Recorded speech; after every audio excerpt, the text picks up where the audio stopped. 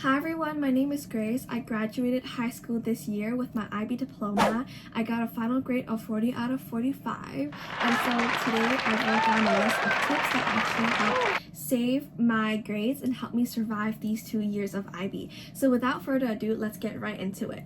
So tip number 1 I would say would be to do past papers. It is so important. I actually did every single past paper from 2015 to 2025, especially for subjects such as math, geography, biology, and Chinese. So IB actually recycles a lot of question formats, and once you spot the pattern, it gets less scary. There's actually a lot of questions from the past papers that I did that appeared in the final exam. So I would say that doing past papers is a very great way for revising.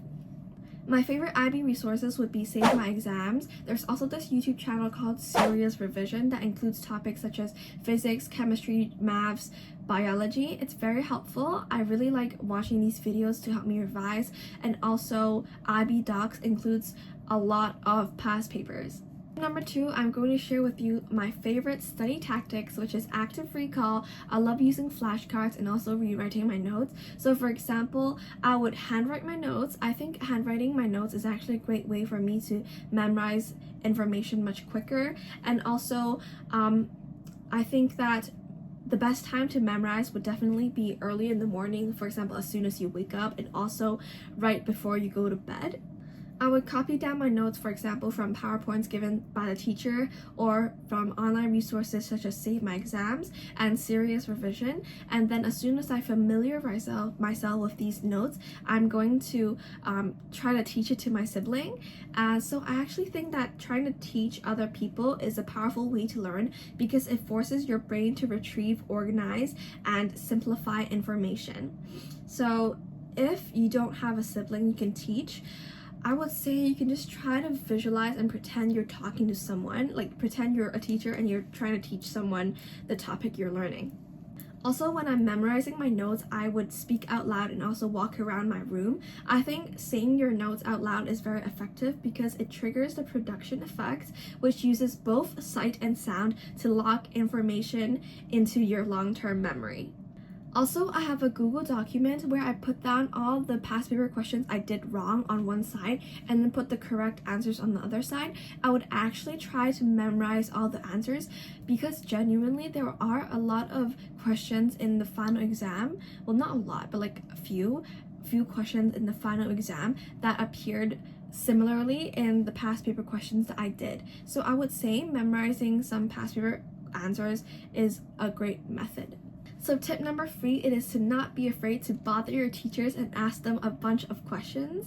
For me, I think I'm very lucky because my teachers are actually quite nice and patient with me, and so I would often meet up with them, for example, during recess, lunch break, or even after school to discuss certain topics that I'm struggling with. So for example, for maths, I would do all the past papers and then circle the questions that I did wrong, and so I would ask my math teacher how to solve them and discuss it together.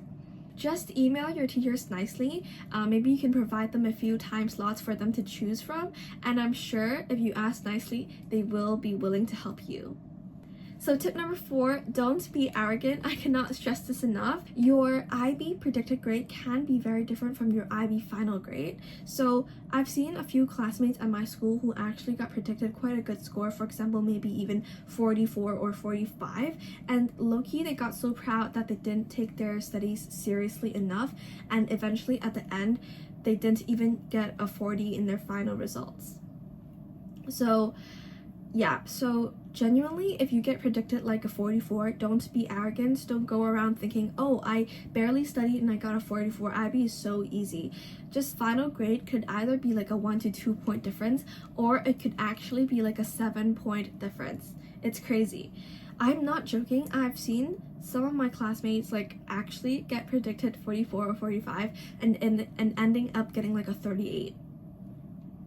Tip number 5 is going to sound super cliche, but it is so important, which is time management.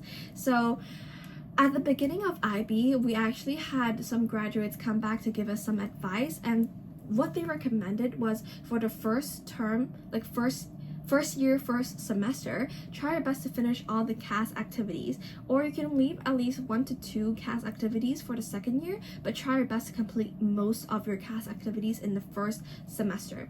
Then for the second semester, focus on your exam as it heavily defines your university applications, your predicted grades. On the second year, first semester, try your best to finish all the IAs, EEs, and IOs, ideally during the summer. I actually took this advice very seriously. In fact, months before my EE first draft was due, I was already completely finished with my first draft and quickly met up for a chat with my supervisor. I think it's good to get stuff done earlier so that you have more time to edit, change your ideas, and identify mistakes in your writing. And also because I know that there's going to be a lot of other IAs, maybe like CAS writings, university personal statements that you have to do further along the year, so I tried my best to get stuff done as soon as possible. Also, sleep schedule is so important. I sleep at 11 p.m. every night, so I really treasure my sleep time. I make sure to at least get like 7 to 8 hours of sleep. I actually don't understand why some of my classmates, they're like, wait, you think 12 a.m. is late? I sleep at 3. Like, okay, since when did having a poor sleep schedule become a flex? It isn't. Guys, please sleep for at least 7 hours.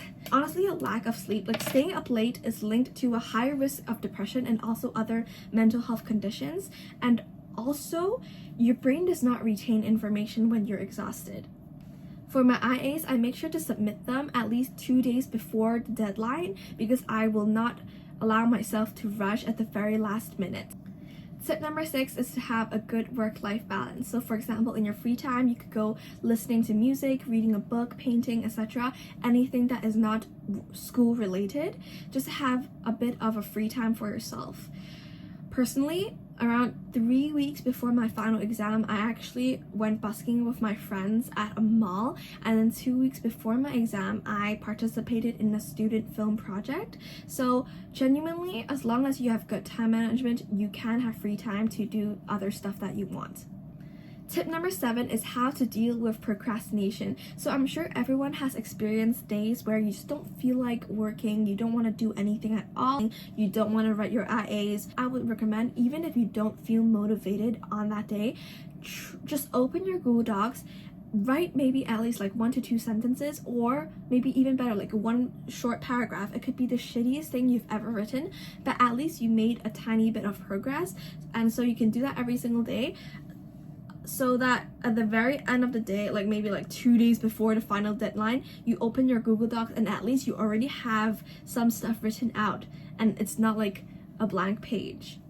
So for example, if I don't feel motivated, I'd still open my Google Docs. I maybe like write a short introduction, and then the next day I would edit that introduction. On the third day, I would write my first paragraph, and then on the next day I would edit my first paragraph, and so on and so forth. So at the end of the day, at least I make progress even though I'm not motivated, and I won't end up having to rush at the very last minute. So tip number 8 is to use AI tools to your advantage. For example, if you have a topic that you're struggling with, if you find it very complicated and you don't understand it at all, you can actually ask AI to explain it to you as if you were like a 5-year-old. This is a very great method because it actually helps you to break down complicated topics into very, very simple terms so that it's very easy for you to understand. So tip number 9, I would suggest you to surround yourself with classmates who are academically smart, genuinely wanting to achieve a good IB grade, because who you surround yourself with is going to determine who you become. And also, they can help you with your work as well. Like for example, my friends actually helped me a lot with math questions that I struggle with, and also for example, for my IAs, they could give me some advice. Last but not least, tip number 10, it is to have a to-do list. So every night I would actually write a new to-do list for myself to plan for the next day. And so I would also stick it on my laptop.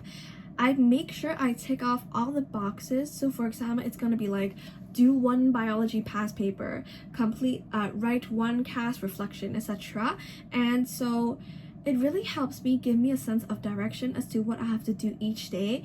And so it also gives me a great sense of satisfaction at the end of the day when I finally tick off the very last checkbox.